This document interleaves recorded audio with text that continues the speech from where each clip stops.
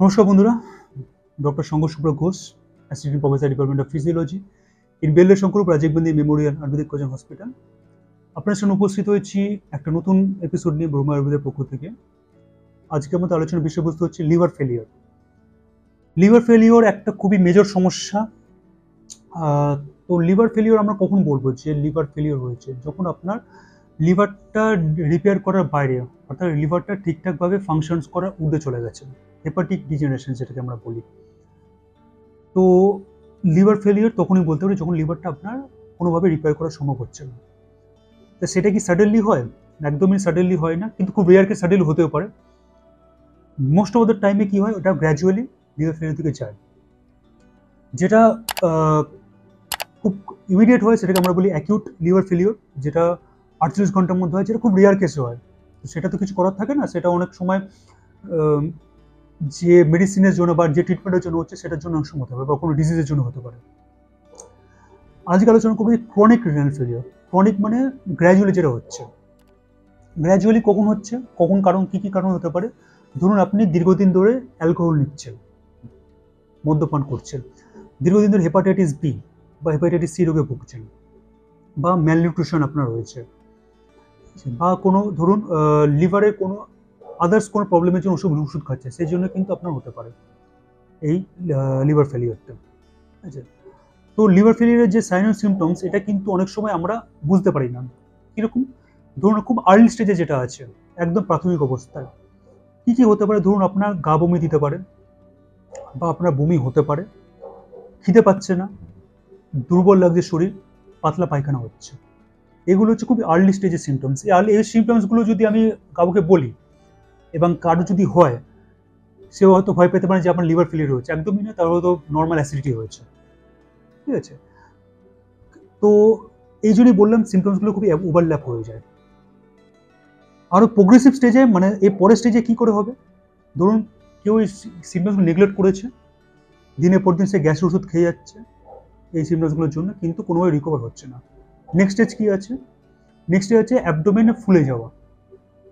ঠিক আছে? ঘুম বেশি পাওয়া, ঘুম ঘুম ভাব পাওয়া, জন্ডিস ধরা পড়া, মেন্টাল ডিসওরিয়েন্টেশনস। ঠিক আছে? এবং শেষ মুহূর্তে বলছি কোমায় চলে যেতে পারে পেশেন্ট। মানে বুঝতেই পারছেন কতটা সিভিয়ারিটি লিভার।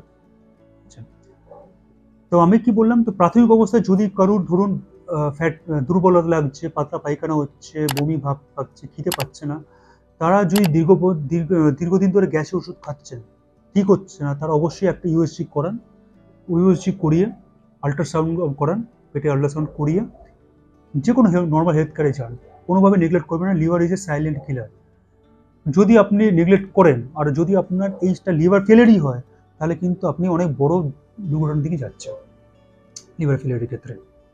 আচ্ছা, কি কি আপনি ট্রিটমেন্ট করা যেতে পারে? ট্রিটমেন্টের দিকে আসে। ট্রিটমেন্টের দিকে হচ্ছে নিত্য বিরোচন, নীল লাইনো ট্রিটমেন্ট, নিত্য বিরোচন, যেগুলো বেসিসে আপনি করতে পারেন। ঠিক আছে? আপনি ডায়েটটাকে আপনাকে মেনটেন করতে হবে এবং কিছু আসন করতে হবে। আসন মানে ধরুন ময়ূর আসন, বদ্ধ কোণাসন, বিপরীত করণী আসন, সবাসন, পবন মুক্ত আসন, এগুলো আপনি ডেলি বেসে পারফর্ম করতে পারেন।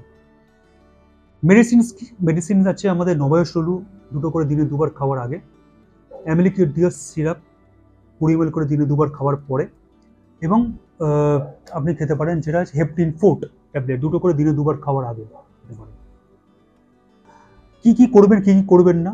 ধরুন কারোর ক্রনিক স্টেজ আমি বলছি না, ধরুন কারোর অ্যাকিউট স্টেজে ধরা পড়েছে, কোনোভাবে সে রিকভার করে গেছেন, তো রিকভার করে যাওয়ার সঙ্গে সঙ্গে কিন্তু খাবার দাবার অ্যাজ ইট ইজ যেরকম খাচ্ছেন ওরকম শুরু করবেন না।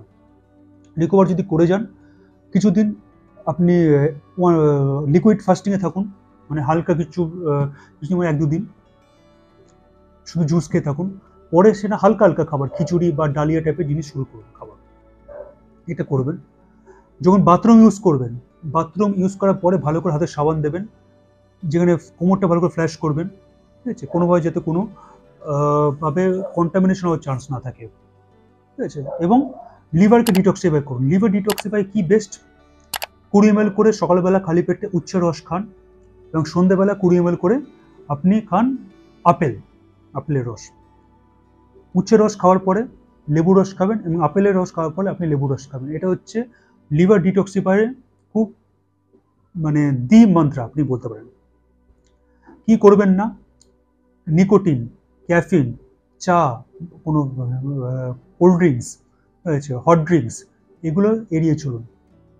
এমন কিছু খাবে না যেখানে লিভারে আপনার টক্সিন জমা হচ্ছে, ঠিক আছে? তো এগুলো যদি করেন, কিছু কিছু জিনিস মেনে চলুন, অবশ্যই ডিটক্সিফাই করার চেষ্টা করুন লিভারটা, যেটা আমি বললাম। এগুলো করলে লিভার ফেলিয়ার অ্যাকুট স্টেজে কোনো সমস্যা নয়, কিন্তু ক্রনিক স্টেজ হলে অবশ্যই আমাদের হেল্পলাইনের সঙ্গে যোগাযোগ করুন। আমরা অলওয়েজ ওয়েলকাম, আমরা অলওয়েজ আপনাদের স্বাগত জানাচ্ছি এবং আমি ঠিকভাবে গাইড করার আপনাদের চেষ্টা করব।